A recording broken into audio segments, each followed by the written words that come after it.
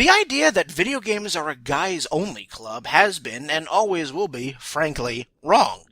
Argue with that until you're blue in the face, but when half of gamers are women, it's high time that women, well, frankly, anyone other than men, regardless of gender or orientation, get their fair share of representation. However, it is a very unfortunate and very sad state of affairs that when women justifiably call out the industry for its admittedly rampant sexism, the hate, the threats, and overall vitriol get hurled at them, so much so that it's causing women to leave the industry altogether. On this episode, we'll discuss why video games need feminism now maybe more than ever. That's next, right here on Downloadable Content.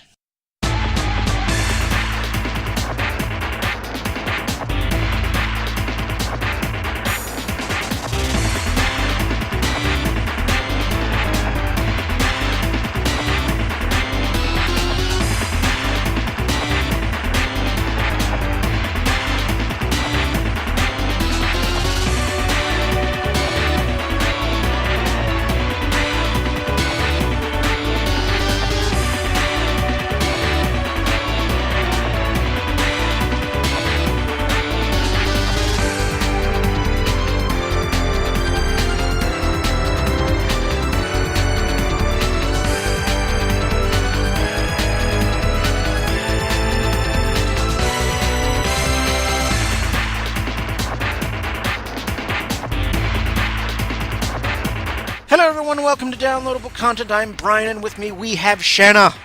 Hi. We have Kat. Hey. And we have Orion. Hello.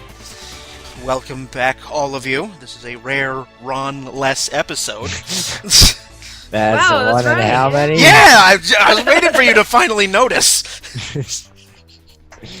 Don't worry, I think he's planning on being in the next 4 for this year, so get your pot shots in while you can. So, but yes, we are going to be talking about the idea of feminism and why video games definitely need it. I certainly think video games need feminism, especially in this age of internet and social media and everyone connected to everyone, and how it's become much easier to not only be a part of, get in touch with developers, but also get in touch with other gamers. So it's definitely something that needs to be talked about, because some of the stuff out there is really, really horrible. But before we get into the discussion at hand, I just want to remind everyone out there across the wide world of the internet that Downloadable Content can be found on iTunes, YouTube, and Stitcher.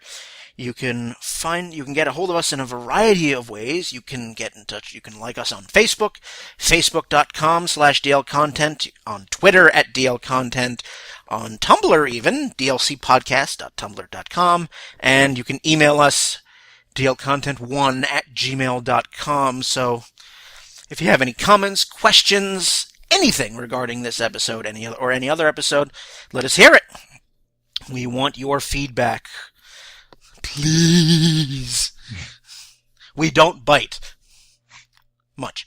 So. Yeah. Well, Shanna might. Shanna might. I cannot guarantee about biting with the rest of the panel. I particularly don't bite. It's not my kink. So take that as you will. But yes, let us turn our attention to more serious matters. I'm sure all of you are incredibly aware of some of the goings-on that took place last summer, particularly with regards to Anita Sarkeesian and her blog Feminist Frequency. Yep. And all the attention that got, and is still getting.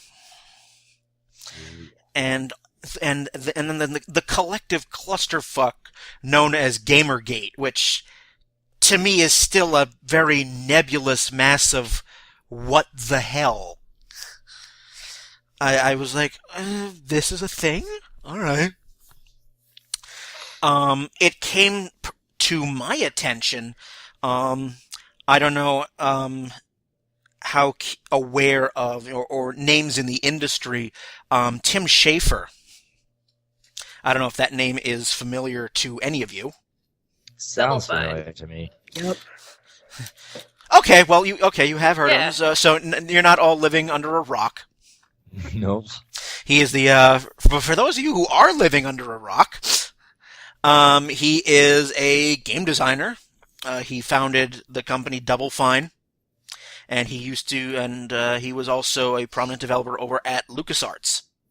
So, but he's very well known in the industry, and he's constantly interacting with fans. And this came to my attention. He linked to one of the videos that Feminist Frequency does. It's Tropes versus Women in Video Games, which is a YouTube video series created by Anita Sarkeesian that takes a look at gender tropes in video games.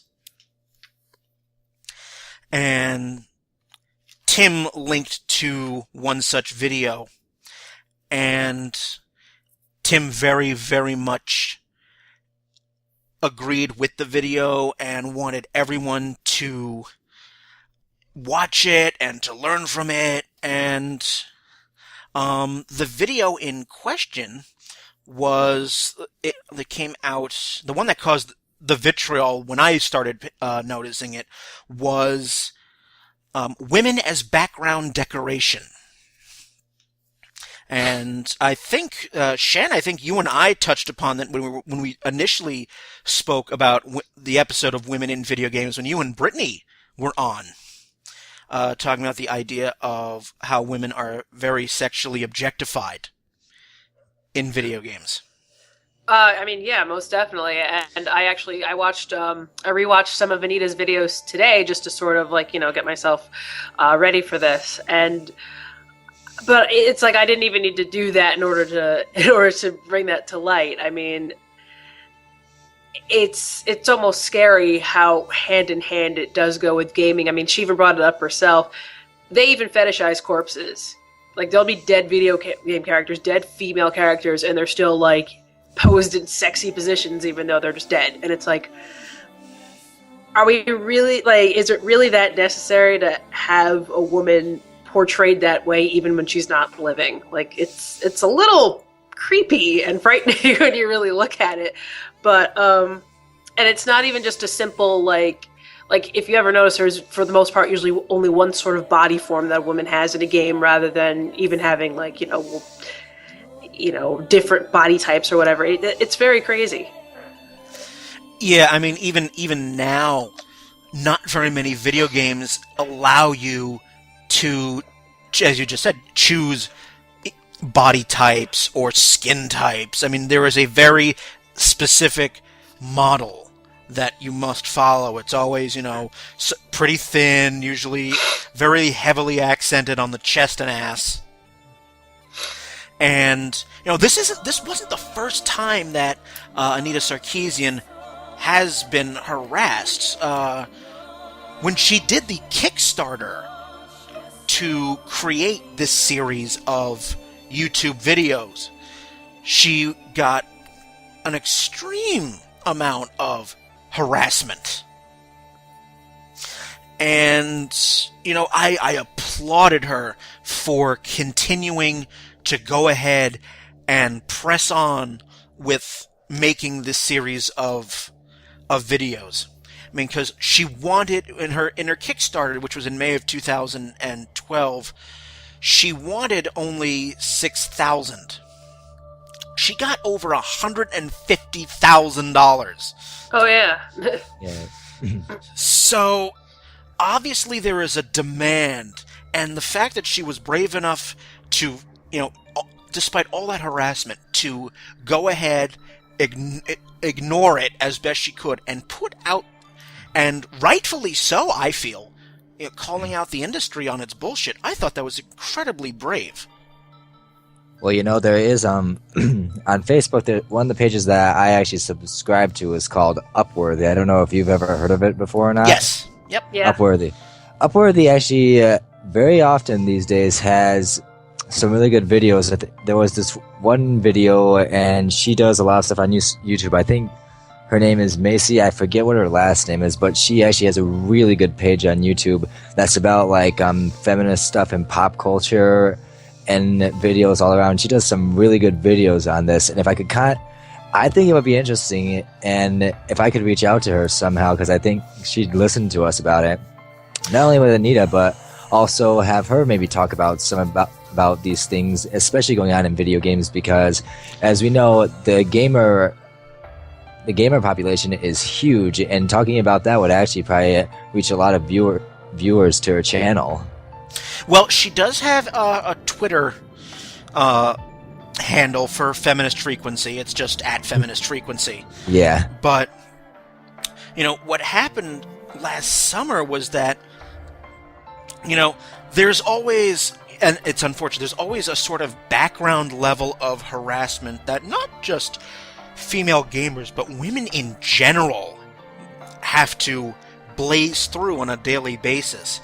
But with the most recent video that went up, she was actually starting to receive death threats, to the point where she had to leave her house, and she had to notify local authorities, and it has since gone to the FBI. Well, she actually posted on her Twitter some of the comments she got, and they were really, like, disturbing to read. And it makes you think, like, well, for one thing, if you don't like her so much, you're proving her right by putting up such vitriol. It's like, it's one thing to have an opposing opinion, but if you want to combat her, speak to her like an adult, and don't put up these very childish, really, sort of like, I'm gonna come to your home and kill you, like all this stuff, because it's honestly like you're making her point valid, to be honest, if you don't agree with her, and you're also making the rest of us gamers look bad. I remember when, this was going on in August. I don't know how many of you are on Tumblr, but I know Will Wheaton has a Tumblr, and a very active one at that. And he was trying to spread the word and spread awareness, and he had mentioned on several occasions that he was ashamed of being, a gamer, because, that is one of the pitfalls, I think, of the internet, unfortunately, is that it allows so many people to hide behind a sort of veil of anonymity. And, you get this all the time, not just on social media, but even in games like World of Warcraft, for example, where even there, it's like the boys' club. I mean, I know, Kat, you yourself you don't play it anymore. Mm-mm. As a result. It wasn't the guys that had me quit Warcraft. It was actually the girls. Also, a whole range and kettle of fish to go into. The objectifying of queer people for some weirdo's yaoi fetish? Yep. Yeah, that's like, that's... Oh, wow. Yeah, that's a different rant altogether. Also just as valid. But, I mean, video games, as we know them, have been around for a little more than 40 years. But, the perception that it's still a guy's only goal, and the lengths that some guys will go to make it exclusive, that, to me, that totally is against the point. I've always considered video games to be an all-inclusive medium. Maybe I'm just weird like that. Well, the thing that makes it so strange is that, like, this whole mentality feels very backwards, because I feel like this is the sort of argument that you would be having in the 1950s, to be honest, this whole boys club thing, because I don't see it anywhere else. Like, maybe I'm not in the circles with this, I don't know, but it's like I would never go into a bar where there's a football game playing, and I watch the football game, and there'd be a bunch of dudes be like, get out of here, you can't watch this because you're female. Like, you know what I mean? Like, it doesn't seem like something that should even exist anymore, and not for nothing, I've met so many guys in my life who are like, wait, you're a girl who plays video games? That's awesome.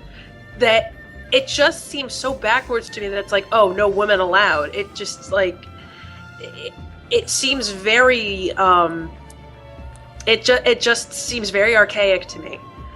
but it's obviously out there. So in abundance, and maybe we're kind of lucky that our various most of our social circle, we don't have to deal with, at least on a personal level, many people who are, throwing these threats and insults out. But, the sick fact of the matter is that it obviously exists in droves. Shifting to the other major thing that happened in this past August was GamerGate, which involved indie game developer Zoe Quinn, who was subject to a wide variety of harassment due to her ex-boyfriend. What happened was that an ex-boyfriend of hers posted allegations on his blog, which eventually found its way to Reddit, basically divulging secrets about her personal life and accusing her of basically sleeping her way through the video game industry. Those were all lies. Those were proven to be lies and absolutely, completely false. But she got so much hate. And it's like, for fuck's sake. I mean, and I do not know too many female video game developers, but I cannot imagine. Kat, you're more in tune to the video game developer scene than I am. I mean, it seems like it's had a negative effect on women in the industry as a whole. Absolutely. I mean, I know I haven't made any games since this started, and I was making at least one a month. And for a lot of people I follow, I follow Brianna Wu, also known as @SpaceCatGal on Twitter, and she just came out with a really cool game called Revolution 60. And this is it's taken a toll on people like her too. She's just like, it's just like she got threats for a while, and people are like crazy feminist, and it's like she's like, I don't know what to do about this. This is like my livelihood, and I don't understand why people keep harassing me. And it's just, if you go to her feed on her Twitter, you can read it, and it's just sad to see that these people that are making such wonderful projects like her game are just being told that they don't belong in an industry that they actually work very hard in. To me, one of the main reasons why, and especially with me hearing this, and I think one of the few reasons why I've seen some of this happen, I've been kind of lucky, especially with my age group and the demographic that I'm with like the college people and whatnot, so it's not as bad with them. But I think one of the main reasons why we've seen a lot of this is because it's still the whole stereotype, and I think the stereotype is personally becoming a little bit bullshit to me, that video games have been like a guy's way to escape that kind of reality. If a guy doesn't have like a girlfriend, doesn't have a good job or anything kind of like that, they think that, and it's a mindset of quite a decent amount of gamers, well, at least I think at this point, well, somewhat, that they'd rather have video games like that because they can't get like those nice things in real life, so they think the video games are really a better way to escape it and get that. And I think that's why they go on the attack if they think that more women try and go into it, because then it means that, well, they can't have that luxury or that whole escape from the real life situation of what they're going through. So I think that could be one major case of why it's been like that for so long. I mean, that makes... Oh, sorry. No, go ahead. I mean, in a way, I suppose that makes sense, but, like, I guess my whole argument, towards that crowd is, like, just because you've got this movement, you've got these feminists calling out these things, doesn't mean that every single video game now is going to be wiped clean of that. Let's be honest and let's be real here. That's true. Still going to be out there. It's just a matter of, I think, maybe balancing the playfield a little bit. I think that's all that. I don't think that Anita or anybody, or I don't think she's coming out saying like every single video game should not have women that look like this and like, because it's not possible, it's not feasible, it's not realistic. But it's also, there's something to be said for having more diverse characters, having females that represent something different, having more, racial diversity, even though that's not really brought up or at least I don't think that's brought up in her videos from what I've seen. It's just a matter of putting more of those elements out there in the industry. It doesn't mean taking away that completely from every single game. I don't think there will ever be such a thing as a game or a time in gaming where there won't be at least one game out there where you save a damsel in distress. And that's fine. It's not that needs to be completely eradicated. It's just a matter of throwing in different ideas and different ways of representing those sort of things.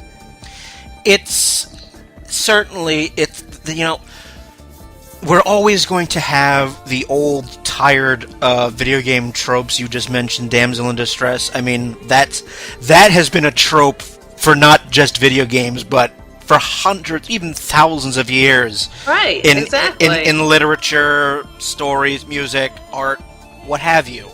That's the lady tied to the railroad tracks. I mean, this is not new. No, absolutely not. But all that a lot of women are asking for, and now a growing number of guys, just level the playing field. Let's get some more equal representation in here. Not every single female character in a video game has to be eye candy. They don't have to be there for the purpose of the male gaze. They don't have to be in there just so, they have the object to be saved or escorted. It was one of the things I loved about Mass Effect. Yes. Is that you could play as a female Shepard, and she's a badass. Despite the fact that more people played as male Shepard than female Shepard, it still says something that it is possible to have a female character that can hold her own. And I think if you have more games like that, I mean, I'm not saying to follow the Mass Effect formula. I'm talking about more female characters that can stand on their own without the need of a guy as a support structure or as a romantic interest. Then, I think that is one way, at least, I feel, you can disagree with me if you like, to help more women get into the fold, as it were. Well, I mean, taking it from, like we were saying about, how, when games were developed and, when gaming really got big, I mean, I think a big part of that is because, home gaming really exploded in, late 70s through the 80s. And this goes beyond gaming. Like, I even just remember this myself as a kid growing up. Like, there was a lot less gender neutrality back then. You know what I mean? And especially when marketing to children. I mean, really think about it and look back at like all those old commercials that you laugh at now. But there was very much toys for boys and toys for girls, and you knew it every time you walked into a Toys R Us, because as a girl you knew that you had to go to the pink section of the store, and that's where your stuff was, and the guys section was always the boys section that was kind of bluish. And the fact that, like, think about it, guys, it was Micro Machines, it was Hot Wheels, it was G.I. Joe. For girls, it was Barbie, it was all those little fake kitchens and all this stuff. Guys had, I mean, think about it. Remember the Crossfire commercial? Do I ever? I never owned the game, but yes, I remember. Like, exactly. That was like, I remember watching that commercial as a kid, and automatically it went off in my mind. That's not for me. And honestly, what is it but just a game about... What was it? Wasn't it just like glorified pinball? Like, when you really looked at it? But because of the way it was presented to Extreme me... Extreme pinball! Exactly, but because of the way it was presented to me as a child, I was like, oh, that's not for me. There's not a single female in that game, and it's all guyish. So going back to that, video games were set up in that light. It was for boys. So because of that, a lot of girls grew up thinking it wasn't for them. And I think, in a way, here we are, 20, 30 years later, seeing the reflection of that. And seeing that, oh yeah, well, now there aren't really many game developers. Why? Because a lot of girls did not grow up with video games in their houses, or if they did, it was for their brothers, and they kind of had this idea in their head that, oh, that's not for me, I'm not supposed to touch that. And now that's changing. Yes, absolutely. It might not be changing as fast as some of us would like, but it definitely is changing. Which is why I love, and this has been the case now. I've gone to PAX 3 times, and with each time I go, it becomes the distribution of men and women become more and more equal. It's very, very nice to see. And, you know, I know that we all here realize that all this hate that guys are spewing at women who call the industry out on its bullshit, it is a relatively small minority, but they are the loudest. It's true. It's like they're making the most noise, and because of that, I think it's honestly shining a bad light on all male gamers, when really it's like most of them are like, no, that's not the way I think. Well, and then you have the problem that some of my friends, unfortunately, I will not call them out by name. I don't want to embarrass them. But sometimes we hear, and this was a popular thing also over the summer, hashtag not all men.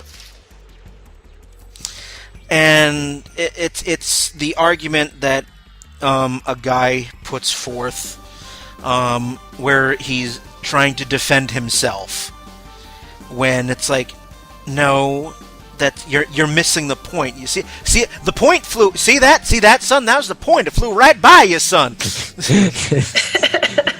Yeah. And basically, and you know, like, no, we understand that not every single guy out there is a dick. We understand that. And when you say that to a woman, I feel, and I'm not a woman, it's very offensive and degrading, because you're insulting the person's intelligence.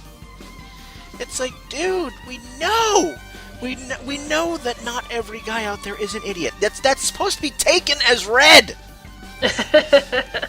All you're doing is deflecting criticism on yourself, and frankly, I feel being part of the problem. Oh god, yeah, that hashtag, because I kept on seeing that on Facebook a lot over the summer. I'm just like, what idiot? Are you guys trying to freaking make yourselves look like idiots beyond all belief? I mean, I see some crap on Facebook that's just like, you know, a guy wrote this especially to try and get something across about women, and just like, nope, that just doesn't work. And I mean, they're trying to do it, but at the same time, it's just like, please stop. What are you doing? Stop. Shut your face. And yeah. Again, I will not say the person's name, but that was a friend of mine who did break out that argument, and I have to say it was kind of a little bit of a pleasure watching my female friends jump down his throat. It was actually a bit gratifying. Wow. Especially since one of those female friends of mine was somebody who served in the army. Oh yeah. I'm just like, wow. All right, get me the popcorn. This is gonna be good. Oh yes. This is gonna be must see TV. This is gonna. Oh hell. But you know, there is just. It's not and it's not all men, but enough men that this is a very real problem and must be addressed. And it needs to be constantly talked about, because it's not something that should get swept under the rug. And what I have, you know, as one of the great things that I have learned about social media, especially being on Tumblr, where social justice freaks can get a little crazy, like beyond logical sanity. But what it's done is it educated me a lot more on the issues that face the industry. And because I am a straight white guy, historically and even now, I have it pretty good.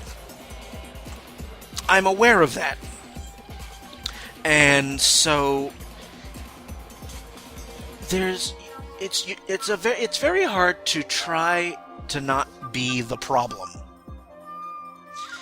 because a lot of it is, straight white guys are an incredibly privileged bunch of people, and I know this. I are one. And I see now. I try to, when I see any of this shit happening, I try to call them out on it, and I think it's something that we all should do. Everyone who calls himself a gamer, or forget being everyone who calls himself a human being, quite frankly, should take the time and be like, okay, maybe you might not want to use that sort of language. There was one game that I got, I believe it was this past Christmas that I got, and I tried playing through it, but it was just like, it was so stupid, and I can definitely tell it was trying to appeal to the straight white guys who lived in the basement and stuff, because it was just the way the character setup was, and you probably know this game very well, Lollipop Chainsaw, that game. Oh yeah. I've heard of the game. I've never played it. Don't play it. I have no idea what it's about. I heard of it. Basically, what it's about is there's this I tried to purge it from my memory because it was just that bad of a game. It was so. Basically, you have the whole stereotypical cheerleader type. You know what that is. Yeah, the whole stereotypical cheerleader, and she is a zombie hunter. So what they try and do is that they have her boyfriend ended up getting killed by the zombies, and she takes his head and preserves it, and he's still alive somehow. His head is still alive somehow, and basically it's just like you're trying to go through you're basically just trying to kill zombies and stuff and hunt them, but it's the way they do it that just had me cringing so badly, because literally the stereotypes in that game were so painfully obvious. I was just I got through I think maybe one or two of the major bosses, and after that, just no, if it's gonna keep on continuing like this, it's no, just no. That was probably one of the worst purchases I ever got as a video game. The stereotypes were so bad. Feminists would be freaking up the alley on this game, myself included, because I was just why the hell are you portraying this like that? It's just. And she was and the girl was a blonde too, so yeah, you know what else came in there, and I'm just really, I couldn't stand that game after those couple bosses go. So I was I'm honestly surprised that developers now in this day and age still think that's a good idea. One of my favorite examples of you asshole in recent memory. Kat and I talked about this. This happened in last year's E3. The name is Ubisoft. Yep. The game is Assassin's Creed Unity. Oh yeah. Shanna, did you hear about this? Actually, no, I haven't. Okay. At E3, Ubisoft was talking about Assassin's Creed Unity. And Ubisoft had announced... Well, the game takes place in the French Revolution. And if you know your history, women played a very, very prominent role in the French Revolution. That's historically accurate. If you want to, go do some research.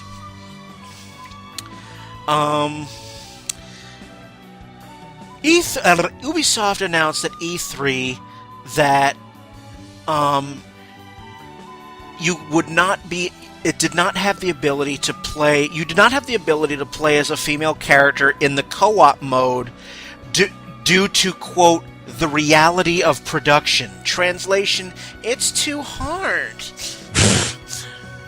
Did you not read that, Shanna? Wow. Okay. All right. That's bullshit. All right, Honestly, Let me. really All right. is. Before we add our own little sarcastic, sardonic spin to that, let me read you the actual quote. Let's hear it. All right. And I'm quoting from I'm going from Wikipedia here. So, after the cooperative multiplayer mode was revealed at E3 2014, additional information about the mode was revealed by creative director Alex Amancio and technical director James Therian. Amancio stated that the mode did not include the ability to play as a female avatar due to, quote, the reality of production. He added, saying, quote, it's double the animations, double the voices, all that stuff, and double the visual assets, especially because we have customizable assassins. It was really a lot of extra production work, end quote. Translation, they're lazy fucks. And I'm sitting here going, okay, Ubisoft is a AAA developer. You probably have hundreds, if not thousands of people working on the Assassin's Creed games. And you basically just put out a line saying, it's too much work to add female avatars.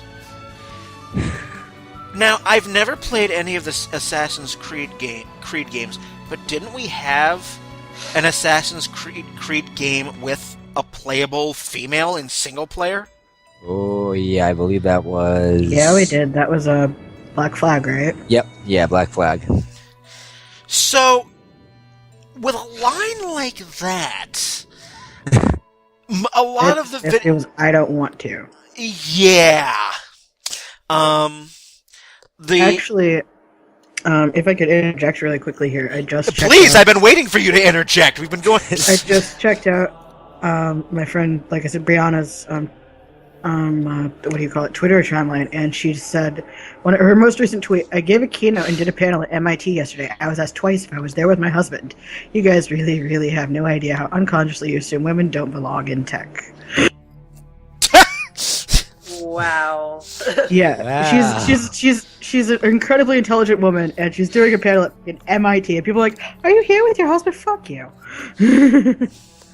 No, she's not. Like, and her game is awesome. It's a really Revolution 60 is badass. It's full of like female protagonists and a whole bunch of really cool shit. It's about space and decision making and ethics and all that stuff. So, after Ubisoft trotted out that,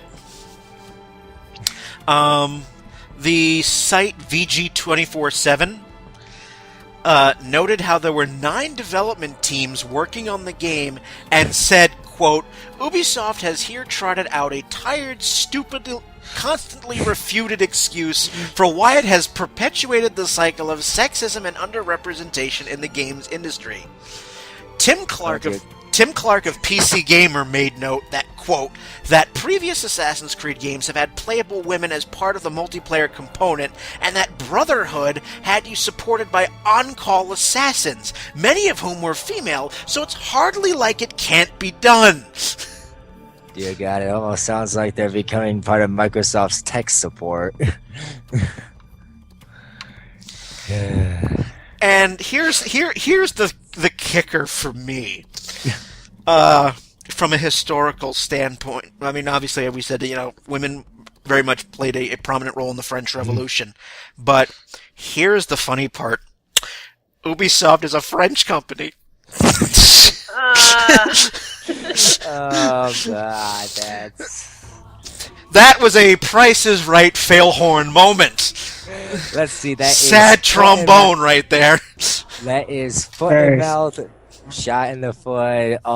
They're basically digging themselves a hole into a grave that's almost all the way to China at that point. So, womp womp. Wah, wah, wah. All right. So we're going to cut to break here while we continue to tee-hee, chuckle, and guffaw at Ubisoft. But on our second half, we will continue talking about the issue of feminism. We'll talk about some games that are that have been made by female developers and have been pretty well received.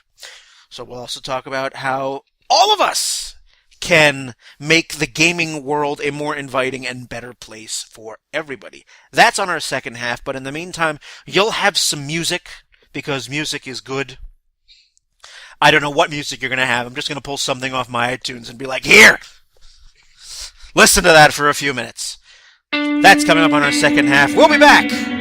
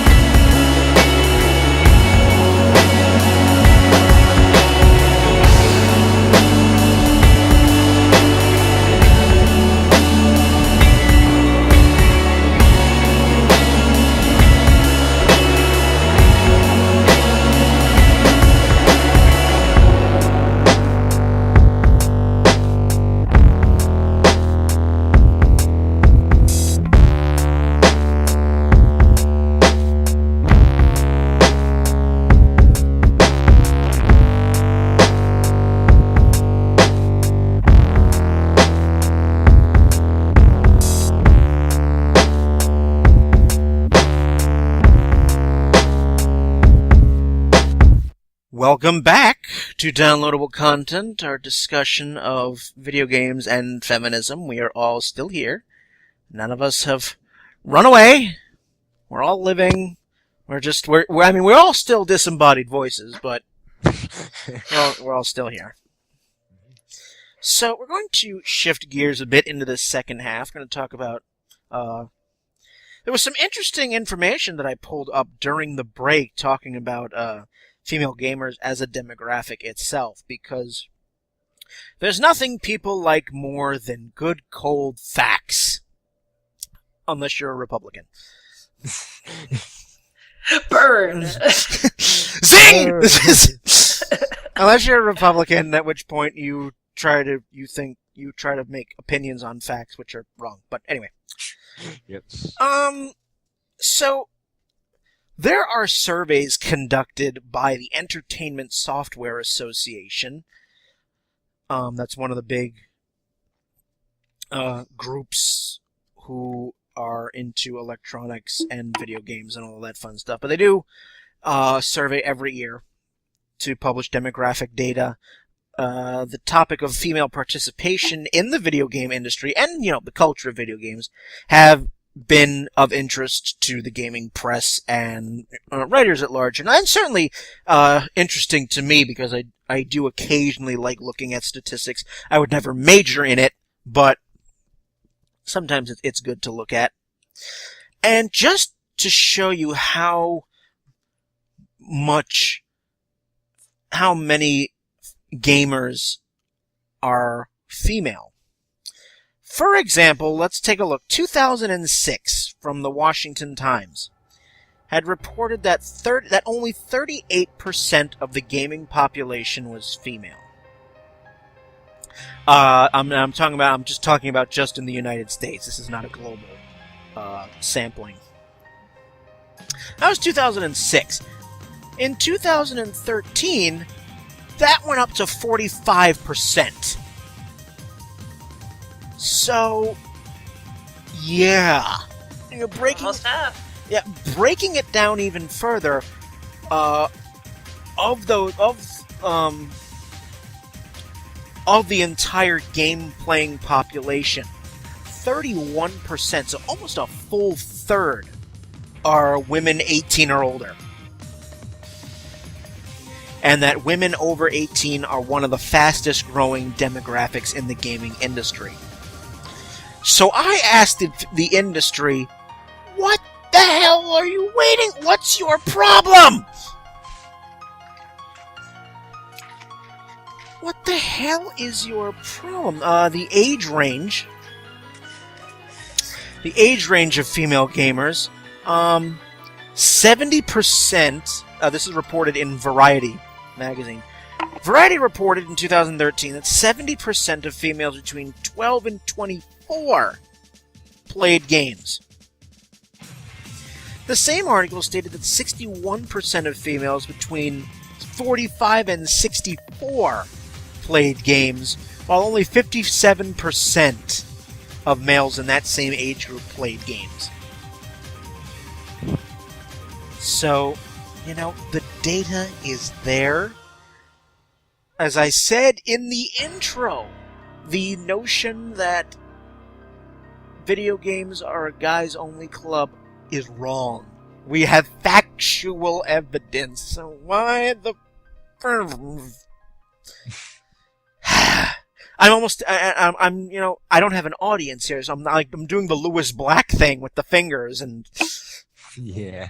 And, when Lewis... It's funny, I was visualizing that. The data's there. The data is absolutely there. And it's not just, women playing cutesy little mobile games or... Oh, hell no. They play the same kind of games that we like going after by a long shot. Absolutely. I mean, they're not all playing Cooking Mama. I mean, I've seen, like, on the internet so many memes of saying that... if gamers are in like a relationship with a guy and a girl, there it says the perfect boyfriend when a girl has to play like the game that he's playing. Well, shut up and give her the controller. Basically, yes. Yeah. Absolutely. So we'll talk about some games that have been made by female developers. Some notable games.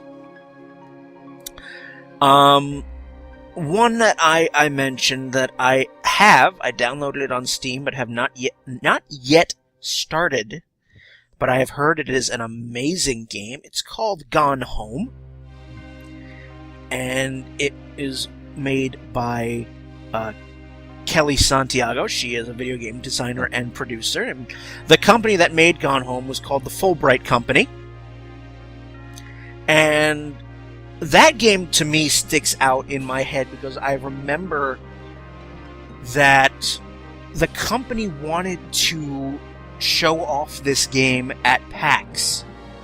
But because of the stuff that happened with the Penny Arcade guys, i.e. a lot of insensitive and, frankly, almost hateful things they said about women and transgendered people in games, they decided to put their money where their mouth was, and knowing full well that they would lose a ton of exposure and publicity, neglected to show off their game at PAX.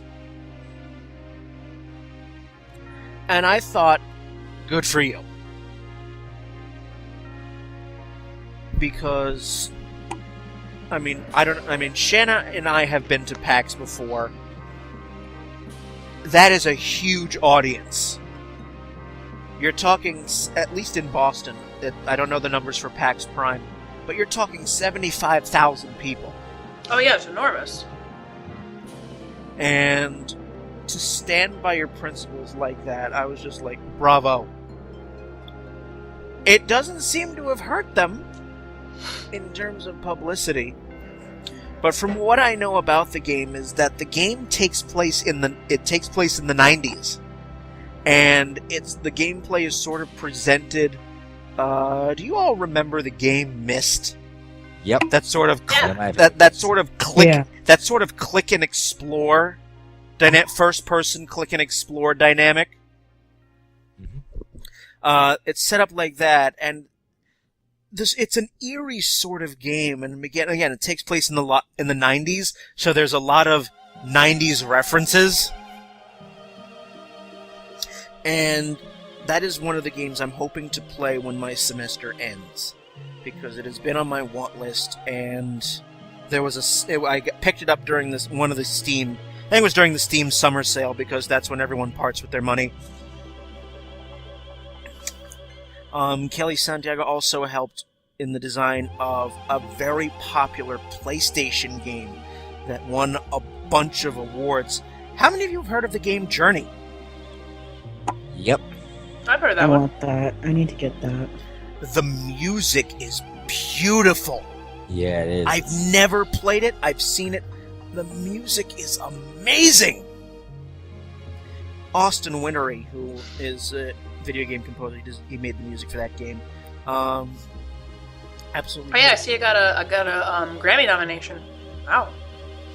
Yep. Let's see. What else has she helped with? She designed the designer for Guitar Hero.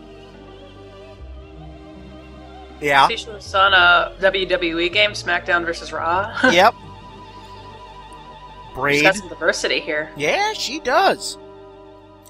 Absolutely.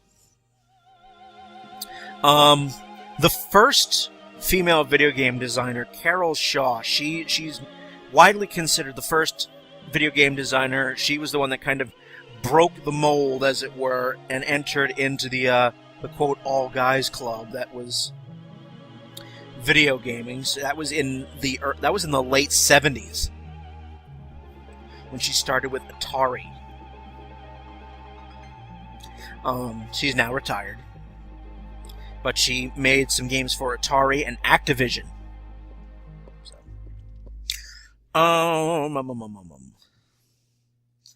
I just saw you. Where'd you go? Obviously, I would be remiss to not bring up Chronicles of a Dark Lord. I've mentioned that quite a few times on downloadable content. It's a very, very good game. It's very much takes its inspiration from Final Fantasy IV. It's presented in that sort of Super Nintendo 16-bit RPG. So, Shanna, why don't you have it? I was just asking myself the same thing. Why don't you have it? I know that's my RPG zone right there. I need to look that up now. I know a bunch of people that are making games. Like I said, Space Cat Gal makes games. I've made 2. They're really depressing. Don't play them. No, they're really depressing. Like, don't play them. Like, if Depression Quest made you sad, like, go find my games. Don't play them. They're really sad. Like, they're not. They're kind of. It's eventually going to be a happy story, but the beginning wasn't very happy. Like, it's a walkthrough of just surviving abuse and overcoming really crappy situations like homelessness and, being a minority in those sort of situations and the systematic oppression that comes with that sort of thing. So it requires a lot of alcohol. You're not working with the whole telling me not to play it thing because it sounds interesting. They're interesting. I mean, I'll link them in the chat. And I'll link them to Brian if he wants to show people. Another game, a fun, cute little game is I'm working with a project called Collect QT, which is at Collect QT on Twitter, which is a queer and trans founded and run project, and it's a little collective. And they just recently made a game for the game jam called Ruin Games, as in women and minorities are ruining gaming. So they made a game jam about it and said, all right, we're gonna ruin games, let's make some. It was great. Awesome. Yeah. And this was before I got brought on the project, but Joanna Blackheart and Lynn Siren actually made a game called Bloobs, which is about, basically they made these really adorable little actual like anime looking cute little breast like things, and you have to like move them across a board and help them find other bloobs like each other to find love. It's really gay. That actually sounds when you first said the title, I immediately thought of the slimes from Dragon Quest. No. Oh yeah. Nice. I'll link these all, and you can. Yes, please. I mean, if you know where people can find them. I do.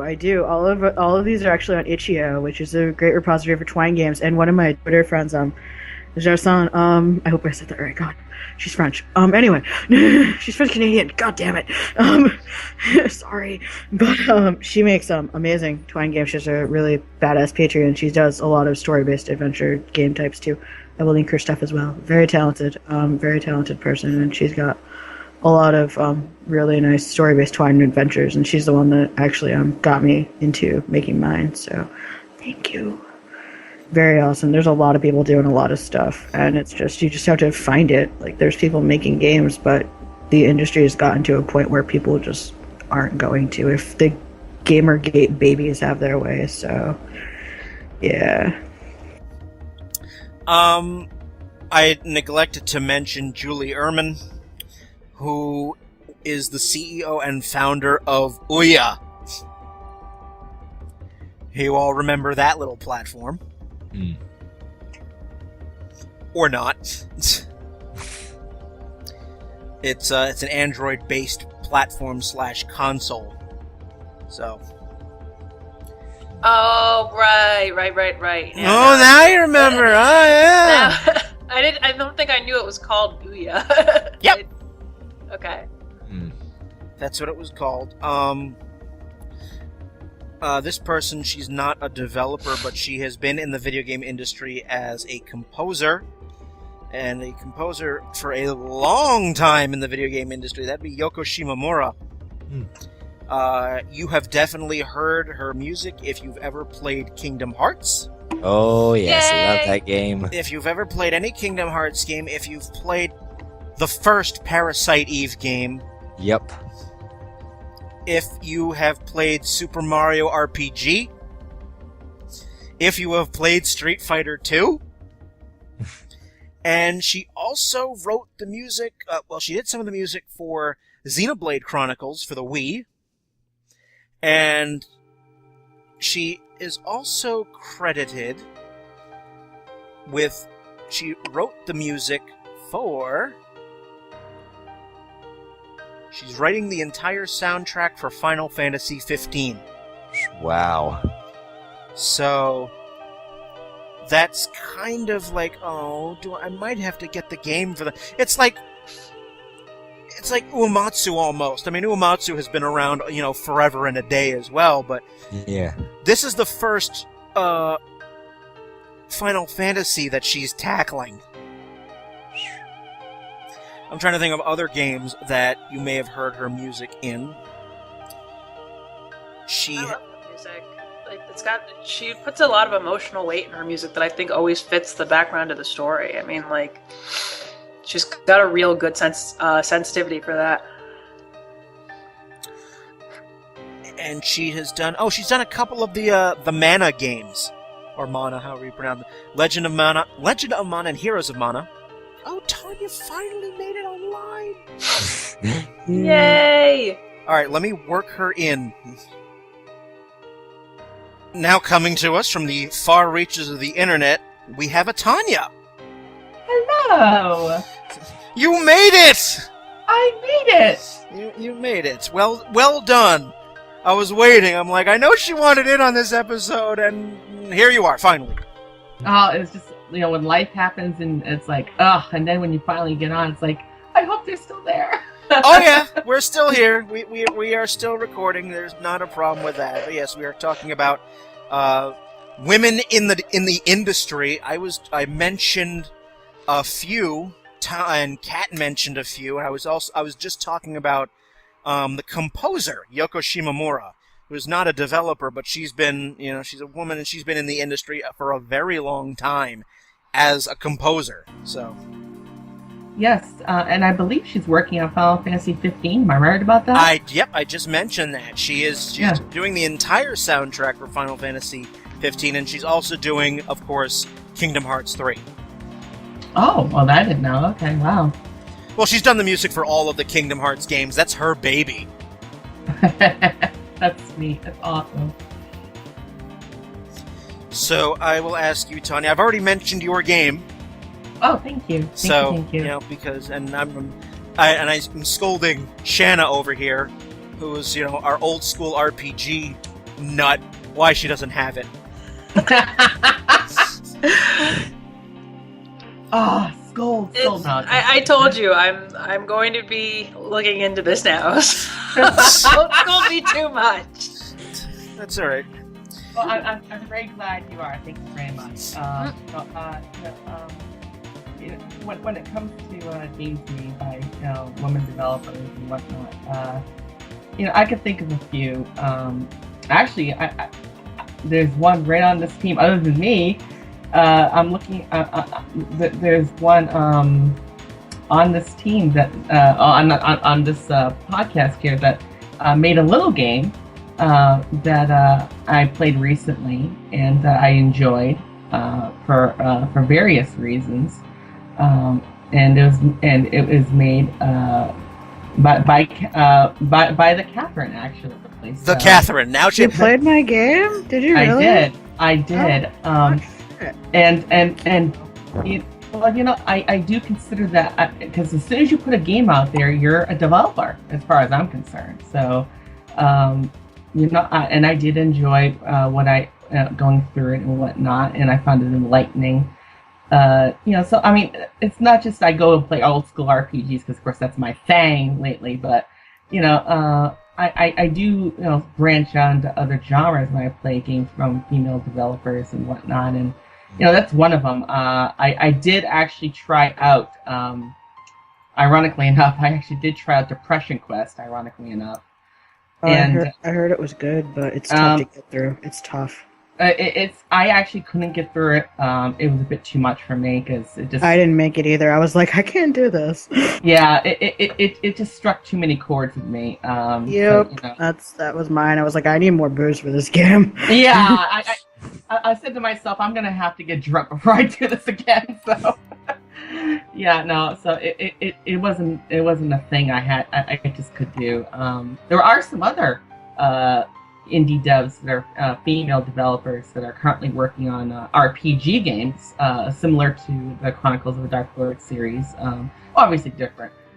One of them, her name is Razlin, as she's known online, and she's currently working on Eternal Echoes, I believe it's called. She's doing the entire soundtrack by herself. She's doing the game design, the eventing, she's doing the programming, the spriting. She's basically doing it all on her own. She does have some help with the composing, but it's mainly her. And I just listened to a track earlier, and it's amazing. And so that's another one that I just found out about myself from my VP. So there you go. I actually didn't know this. I was just looking it up about Depression Quest. I didn't know that was a Zoe Quinn game. It is indeed. I did not know that. I know it now. Yeah, it needs a lot of booze, though. A shit ton of booze. Well, you're dealing with depression. It's not a happy subject. That doesn't. That does not surprise me at all.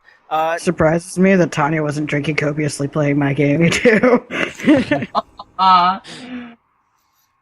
But something I don't know if I mentioned this I think I mentioned this during the break. I don't think I mentioned it on air.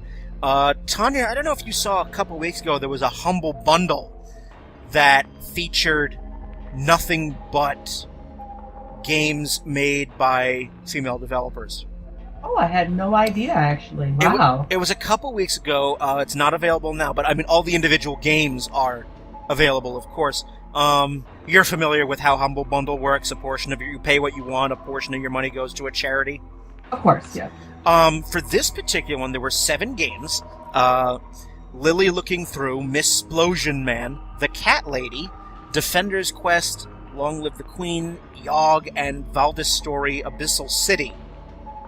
Okay, now 2 of those games I've actually heard of. And the thing with this particular bundle was, a portion of your fund, a portion of the money that you paid for this bundle went toward the Girls Make Games Scholarship Fund. Oh, yes, okay. Okay.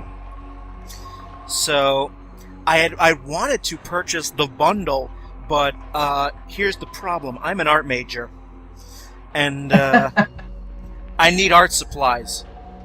So, yes, you do. Schoolwork kind of took priority over video games, which happens way too often, and it makes me sad. Because I look at my Steam library, and I see cobwebs. It makes me sad, but yeah, that was the Humble Bundle a couple of weeks ago. I mean, all those games are still available. What games of those have you heard of? Because I've heard of none of them. Valdis Story, actually, ironically enough, I was actually contacted. I don't know if it's from the dev or from a member of that team or whatever it is, but I was contacted by someone a while back, and all it was a very brief message on Desura there, just saying that Valdis Story was up and I should go check it out, blah, blah, blah. And I did that, and I went, oh, okay, well, this is a thing that happens. So, I was like, okay, all right, so, the game looks pretty cool. And the other one was Cat Lady. That one I've seen on Desura as well. I had no idea a female developer was behind it, but I actually have seen the gameplay and whatnot. And another one that's definitely got a unique take on things. I actually, honestly, with a title like The Cat Lady, I thought you were talking about me, but I'm looking at the cover art for the game. I actually don't. I'm looking at some of these games, and I may have to correct myself. I don't think they were made by female. All of them were made by female developers, but they all contain female protagonists. So I stand corrected. Not all of them were made by female developers, but they all contain female protagonists in a not eye candy male gaze sort of role. In other words, the estrogen is strong with that bundle. So, well, the bundle is no longer available, but the individual games you can still buy at any time. Oh, very cool. Very, very cool. But I'm looking at the cover art of The Cat Lady, and my first vibe is Silent Hill. I don't know about... Or Fatal Frame, but... Fatal Frame, that's what I was thinking. Fatal Frame, yeah. And I'm like, ooh, and it's an indie game made using Adventure Games Studio. I've never even heard of that engine before. That's a new one on me. Huh. Well, I'm reading the summary of The Cat Lady. The protagonist, his name is Susan, a chronically depressed, middle-aged woman with no friends. Her only companions are stray cats, who she summons to her flat by playing her piano. She is known in her neighborhood as the Cat Lady. One night, Susan decides to take her own life, but this leads her to explore a strange place in death where she encounters the Queen of Maggots, who makes her immortal and gives her the task of ridding the world of 5 psychopaths referred to as the Parasites. She returns to the world of the living to wake up in a hospital bed and is soon forced to carry out her task. Just during this, she meets Mitzi, a cancer patient willing to be her new roommate. The game deals with mature themes such as depression, suicide, murder, and cancer, but also provides moments of humor and hope. the ending of the game is modified based on the player's choices. So, not only... Now this is interesting. As Kat mentioned, some of the games that were being developed, that... And again, this is why I love indie games, because indie developers are taking a look at subjects and topics that AAA developers won't touch. Depression? Well, I actually wanted to make a point about that, because just, given, our conversation about, basically this whole male-dominated industry sort of thing, it's kind of interesting that we're talking about some of these games that are being made, and a lot of them are touching more on, emotional struggles. And it's funny because I'm reading this quote here, going back to our whole, talk about Anita Sarkeesian. There's a quote that she said to Mother Jones when she did an interview with them. It said, "The gaming industry has been male-dominated ever since its inception. But over the last several years, there have been an increase in women's voices challenging the sexist status quo. We are witnessing a very slow and painful cultural shift. Some male gamers with a deep sense of entitlement are terrified of change."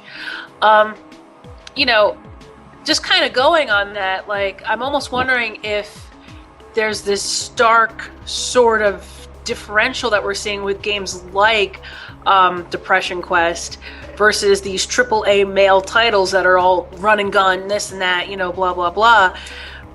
I'm wondering if that's where some of the panic and fear is coming from. You think that there's a possibility that these games that are being made by female developers or indie studios dealing with these much more serious subjects are making, the dude bros, for lack of a better word, uncomfortable? The subject matter? I don't know. I mean, maybe, because that was kind of the first question that came to my mind when I saw all the backlash that was coming from all this, was well, what are you getting so upset about? You know what I mean? Just because they're pointing out certain feminist qualities doesn't mean like I said, doesn't mean everything's going to change overnight. And quite frankly, from what I know about most gamers, they care a hell of a lot more about gameplay and enjoying a game than, oh my god, there's going to be less boobs in games now, I don't want to play anymore. I just don't see that being as big of a deal, I wouldn't think. If you really need boobs, there's pornography and there's Playboy. So, Playboy, I don't know, I'm well, what could be... But I guess my question is, what could be rattling their feathers so much about this? And I'm well, maybe it's because, some of these female-created games have different subject matters that they're exploring, and it's not just get behind a gun and shoot. And I don't know, maybe that's making some male gamers out there nervous that there's going to be a big cultural shift, which... That, oh no, video games might make people talk about their feelings! Can't have that, can't we? That's a valid point. I mean, men traditionally don't like to talk about their feelings. Nothing more than feelings. And that may be true. I mean, we are starting to have a shift in what is considered acceptable, and as I've mentioned just a few minutes ago, this is where indie games are taking charge.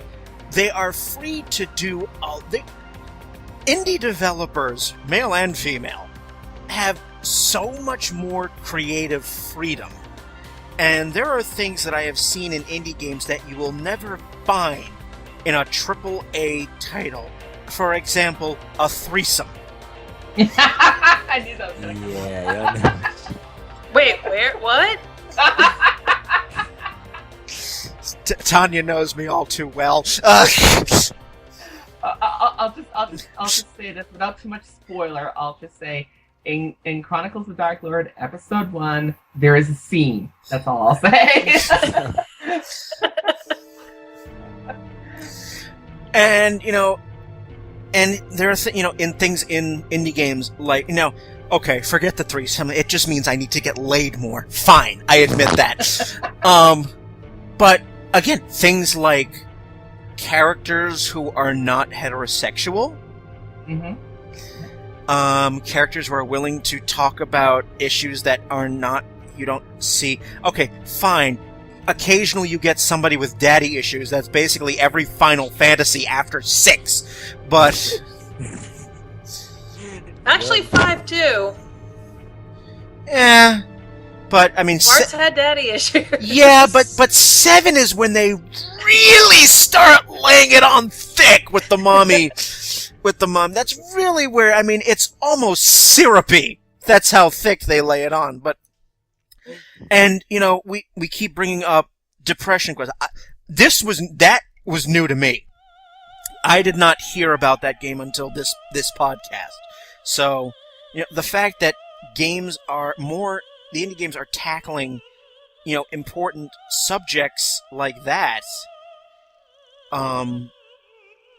there might be something to the fact that, you know, it might make the traditional establishment a little uncomfortable. There might be something to that. Well, Because I mean, I'm sorry. no, please go ahead. Well, the fact of the matter is, it looks like these games are even more like they're delving more into the actual emotions of those things. Like, I even started looking into this game called the Coming Out Simulator, which I have no idea who developed it, but it's literally all about, you know, the entire game is you going through as somebody coming out to their family and all the things you deal with.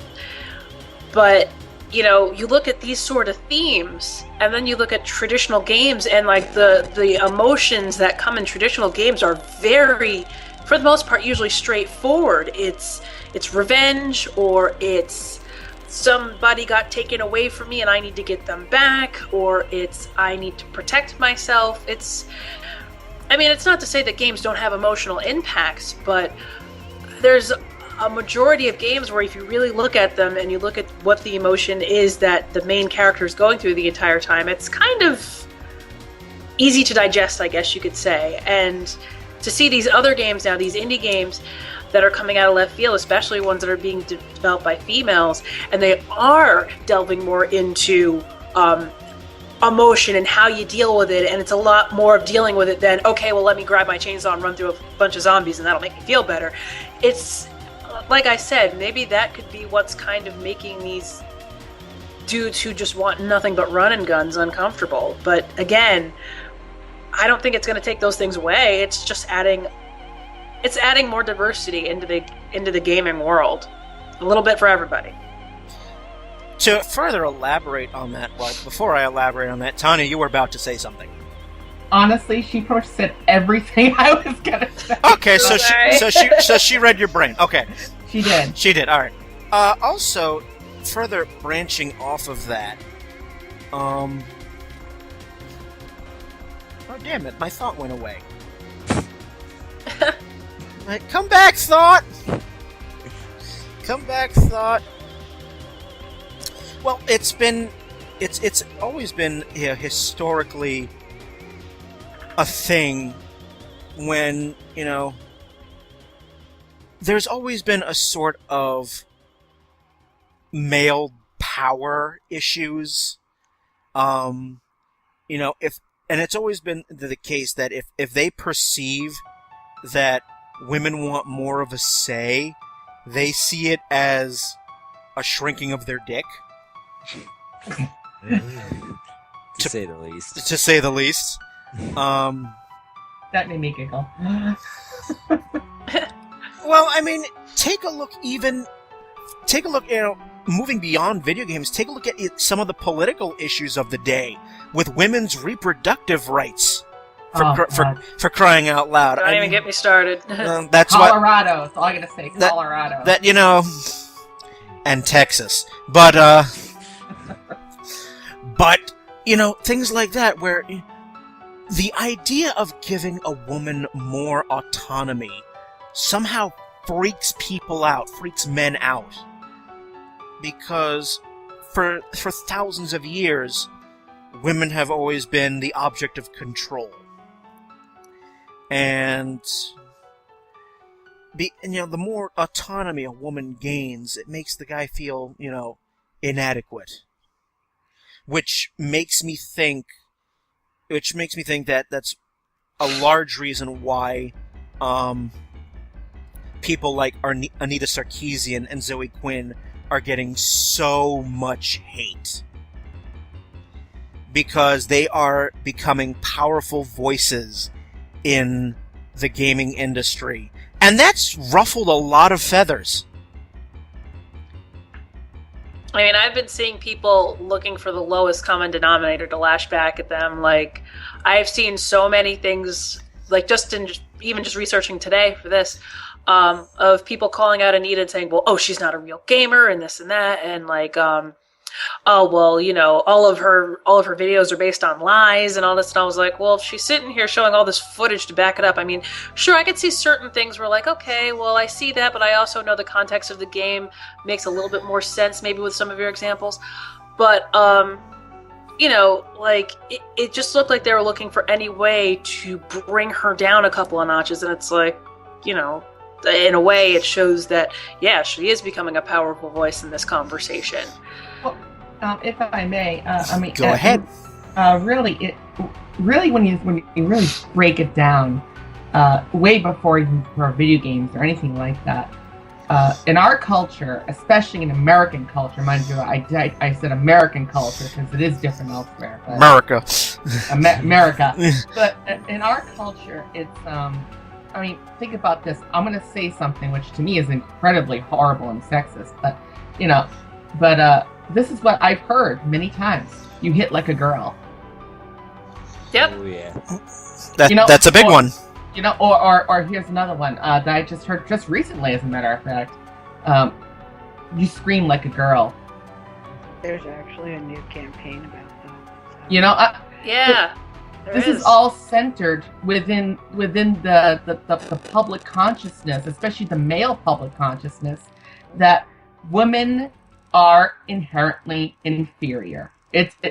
People won't say it because they know it's sexist consciously, but in their deep subconscious, for all these years in this culture of America, that is what it boils down to. That a lot of men, not all, but a lot of men will look at a woman's place wherever they may be, whether they're at the home or they're in a CEO position or they're in the police force or they're in the army. It doesn't matter. Wherever they're at, they're always going to be looked at as if they're inferior because of all the years of the subconscious public pressure being put onto them that has accumulated over the years until now we're at a breaking point. Now we're at the plateau of where it's all going to go. Right now, we're at a social, I'm going to call it a social shift here, where literally women are now coming up to the point where men are now, and they're going, we are going to be on top now. You guys are going to be equal to us for once. For the first time in your life, we are in a position of power, and you're not. It's crazy that you bring that up, because funny enough, I saw something, and it's weird to think about now because this would never, ever happen today. But there was an ad when Ocarina of Time came out. I think it was Ocarina of Time. Maybe it was Majora's Mask. I don't remember. It was one of those two Zelda games. There was an ad for that game that said, will you save the girl or will you play like one? Which is like bizarre to think about now, because that would never ever ever happen now. I think we have been reaching this plateau where people, you know, it's kind of like marketing, people know better, because there has been a huge also jump in marketing to change the way that females are portrayed, and you see it in all these, like, you know, the Dove ads and this and that. But it's just crazy to even think about the fact that it's like they probably didn't even realize the connotation of what they were saying in that ad when they said it. Exactly. And now it's like, you know, in a way it's like, well, yeah, your ad's great and all, but you literally just kind of kicked out about half the people who would have bought your game now, who might have been interested. It's like, oh, well, you know what, this isn't for me. So, no, I'm sorry, I won't give you my money now. and really, I mean, you know, this is why, you know, I love it that, like, I'm always looking at our demographics for our game and who's buying the game. And yes, the majority is male, however, not by much. You know, our demographics for Chronicles of the Dark Lord is 54% male, and then the rest are, you know, female and transgender, ironically enough. So it's really cool. But like, you know, in terms of that, it's like there's a whole, you know, males only make up half of this world. You have a whole 50% over there of females that you could be having as part of, you know, your marketing tool, as part of your audience, as part of your fans, and connecting with them and engaging with them. But instead, you're only going towards what's been traditionally the male-dominated sector. And to me, it makes no sense whatsoever. It just doesn't. And let me tell you, I've met many females in my life that are avid gamers that play a variety of games. They don't just play casual games. They don't just play RPGs. They don't just play FPS. They play a ton of games. So I don't know where they're going with this. I'm really hoping that we see a really, you know, because it's already starting, but I hope we see the actual eventual culmination of this shift. Because, you know. Well, you missed this earlier, Tanya. You jumped in a little late, but there were some statistics being thrown about. The Entertainment Software Association does yearly surveys. In 2006, it was reported that only 38% of the gaming population was female. Now it's 45%. Oh, see, here we go. So, one I didn't mention was that in 2013, also, Nintendo claimed that 50% of its users were women.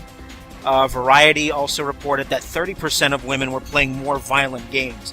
Of that 30%, 20 played Call of Duty and 15 played Grand Theft Auto. So, you know, it's not just the guys now who are only playing the run and gun games. Exactly. And, you know, in the long run, it shouldn't be, because, like, I've always been this way. I've never really understood the idea of being a man and being a woman in terms of your characteristics and your personality, because I always thought that was so... It makes people constrict themselves in their mind into saying, well, I have to act this way because I'm a female. I have to act this way because I'm a male. And because that... I feel a lot of people lose out on experiences that they could have otherwise enjoyed or learned from. And, you know, I think that even ties into this whole thing as well, into this whole, you know, Gamergate and all of that. It's just like, you know, if you let go of those mental constrictions, it's with something as simple as a video game. You might pick a game and think it's something that it's, you know, it's not male enough for you, and it's like, oh wait, no, I actually enjoy this. Like, you know, it just seems like such an archaic thing, but it seems like also as time's going on, some of that's starting to melt away a little bit. I think so. I mean, there has definitely, I mean, especially in the last couple of decades, there's been noticeable improvement on this front, but I mean, it's still obviously a problem when you still have women calling out the industry on their bullshit and then getting, you know, death and rape threats. I cannot applaud Anita Sarkeesian enough for, despite the rape threats, the death threats to her and her family, for still moving ahead and plowing ahead and somehow managing to overcome all of that criticism. Whereas I could certainly see many other women leaving the industry, and some have. Mm-hmm. Some have. Unfortunately. Because, you know, they don't want to deal with it. It's too much stress. I don't blame them. But at the same time, I think that move that, you know, sets back the industry. The fact of the matter is, she makes valid points. I mean, if you watch her videos, it's like, you know, like, there are some things that I agree with in her videos and some I don't, but, like, she makes a good point. She points out things that, yeah, you really don't think about, because it's standards that have been ingrained into our brains for so long that we don't even notice them. We don't kind of realize how backwards some of this stuff really is in the long run. you know, you don't realize how messed up it is to sit there and kind of see, like, for example, the damsel in distress trope, to see that's like, oh, well, at the end of the day, if you really sort of look back at it from the back end, she's not a person, she's a goal. You know, she's like, and it's funny because in one of her videos, Anita put this really interestingly, is that the whole idea of, you know, kind of the damsel thing was she's not even like, she's more of a ball in the game between two men in the game. You know what I mean? Like, it's not even like it's not that the, I forget how she puts it, but basically it really makes her an object. And it's one of those things you don't really think about until you kind of, I mean, I'm always going to love Mario and I'm always going to love Zelda, but like, you know, you come back from it and you look at it like that and you're like, oh, well, yeah, that is a little messed up. But at the same token, you also see that that's, you know, evolved over the years because now you do have female characters playing more active roles in games. Even, you know, spoiler alert, but, you know, Zelda coming out and being chic and, you know, you've seen as Zelda games go on, she does more in the games. And, you know, even Princess Peach is like in the Smash Brothers games now as a fully playable character who's on par with all the other male characters. So those strides are being made. And I think discussions like that and bringing that stuff to light, you know, is going to keep that going. I think so too. I mean, I'm hoping largely, I mean, we see this happening in indie games. I'd like to see it definitely more with the AAA titles as well because, you know, admittedly, it's the AAA titles that get a lot of attention in the mainstream gaming press.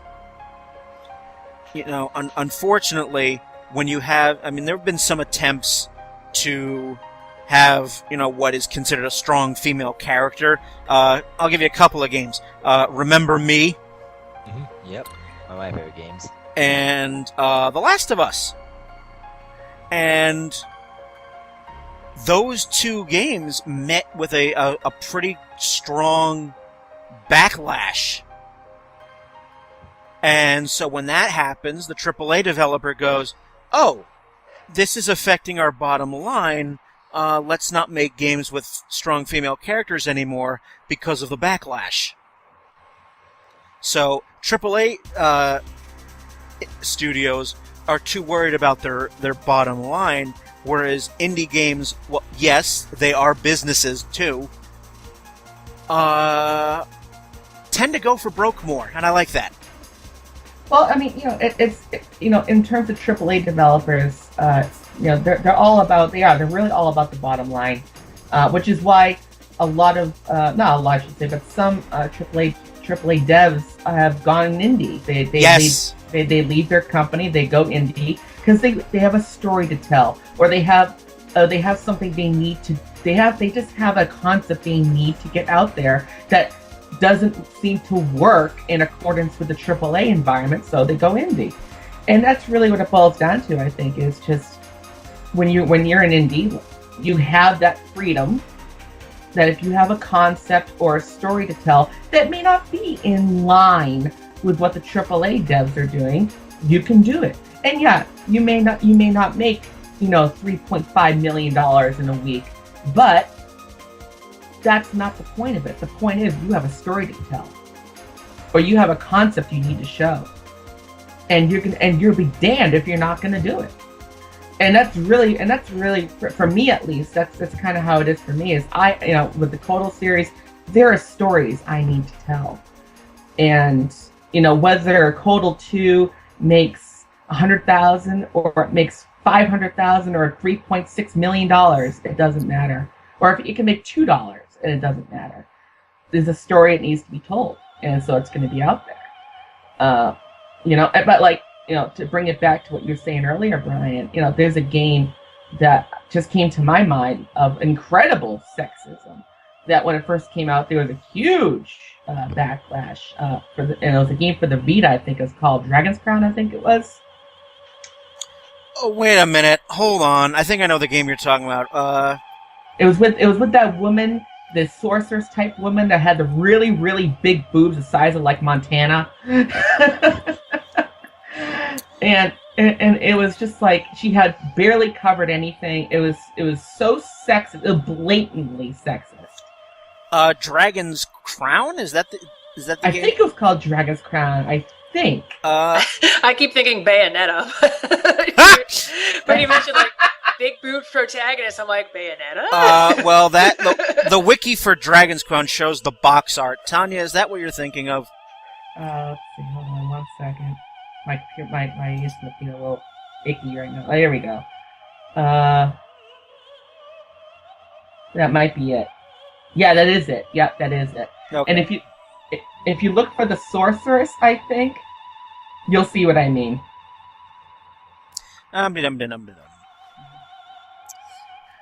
Do a Google image search. It'll just be easier that way. Yeah, I'm sure there are. Yeah, I don't see any, nothing in the wiki article which mentioned any sort of controversy, so... Here it is. Okay, okay, I just found it. Okay, here we go. Perfect example.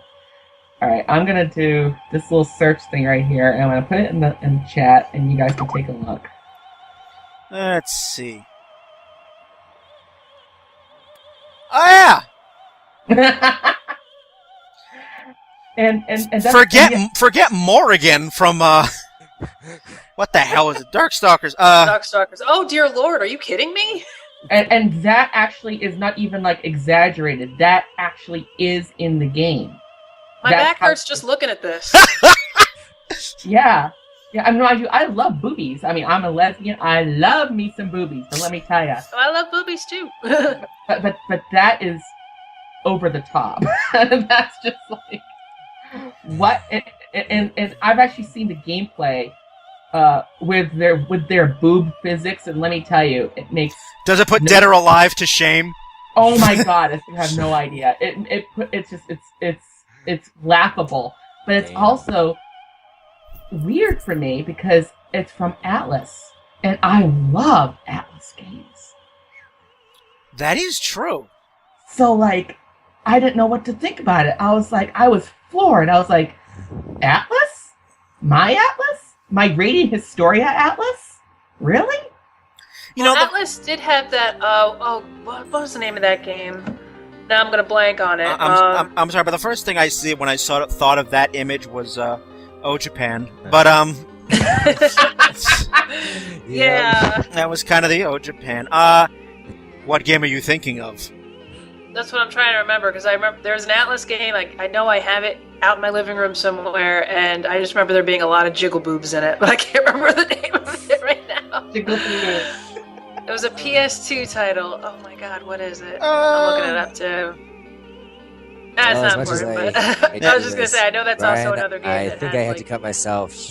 I think I had to cut myself short for tonight because I gotta get up early for work tomorrow. So yeah. I gotta. Well, yeah, this is gonna start winding down in a couple minutes anyway. Yeah. But yes, I understand. Yeah, I understand completely. So I will let you go. And Yep.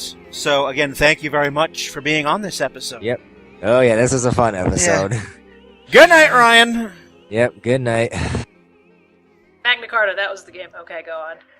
Oh, okay, so there we are. You found it. So,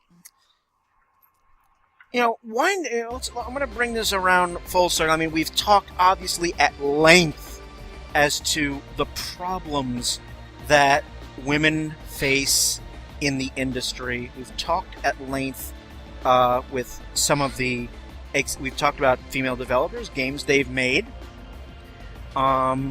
So, the point of this episode is, the question is, why do video games need feminism? So, Tanya, as you were the latecomer, I will start with you. Thanks. Why do video games need feminism? Well, you know what? My answer is pretty simple, actually. Without feminism, then we'd be back in the 80s still. It's as simple as that. We wouldn't... that social shift that I've been waiting for a long time wouldn't be happening.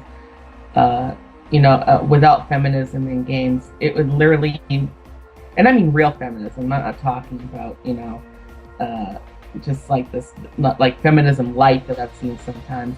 I mean, like, where it's true that women are actually being seen as equals in a game and Yep. and abroad and whatnot. But like, I think without feminism in games, you wouldn't have the kind of options you have now. Like, for instance, look at the Mass Effect game, or look at any other game where you can be a female as the main character, and AAA especially, and I don't think you'd even see that if it wasn't for way back in the day when and as of yet unknown, really, well, not unknown, but as of an untried developer, called Nintendo, put their hand in the fray, and then became a powerhouse, and then they released this little game called Metroid, and that kind of set it off. For me, it set it all into motion. It was just like, at that end, when you saw who Samus really was, that was a female. One of the biggest plot reveals still in video game history. And for me, that was the beginning. It was a very primitive beginning, but it was the beginning of feminism in gaming. It really was. And Nintendo, ironically enough, Nintendo was the one that did it. That's what I have to say about that. Alrighty. Cat? You are still there, I hope. Yeah, I'm here. Okay. I am here. Well, the question was, why do video games need feminism? Oh, God. Briefly, if possible. Briefly? If possible. For a Cliff Notes version? Sure!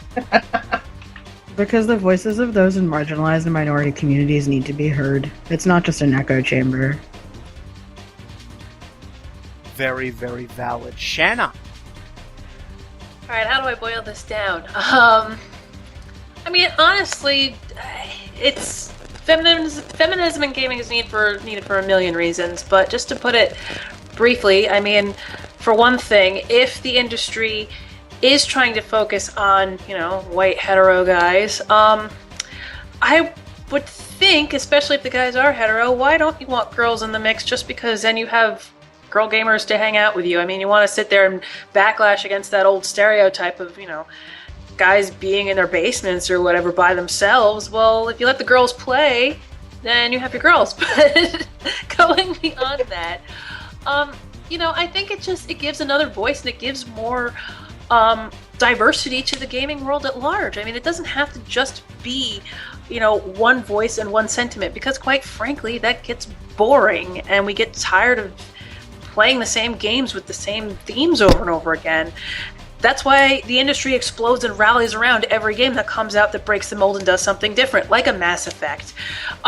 It wasn't just that Mass Effect was making these social awareness changes, it was also just the fact that it was a change from the norm, for crying out loud. And, as gamers, we like to see sometimes something that breaks this rule or breaks that rule or do something different. That's what one of the things that gaming is all about. So I think that feminism is only going to help that. I think that feminism is important to video games because I have never been of the impression that video games are an all-guys club. Most of my friends, far and away, the vast majority of them are women. Many of them are gamers. I want to see them enjoy and partake and live through the same joys, sorrows, and experiences I do whenever I play a video game. That is my brief spiel. And so, I think that was all very well said by everybody, except Brian, who buggered off. That's alright. You ended with another all-female panel. It doesn't happen very often. It doesn't happen very often. As I said at the beginning, this is a rare Ron-free episode. Yeah. So, if any of you out there on the wide world of the internet have questions, comments, thoughts on this episode or any other episode of downloadable content, you can get a hold of us in a variety of ways.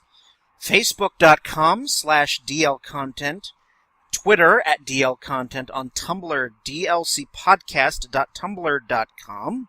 You can email us at dlcontent1@gmail.com, and all episodes can be found on iTunes, YouTube, and Stitcher. So all the different ways to get downloadable content into your ears.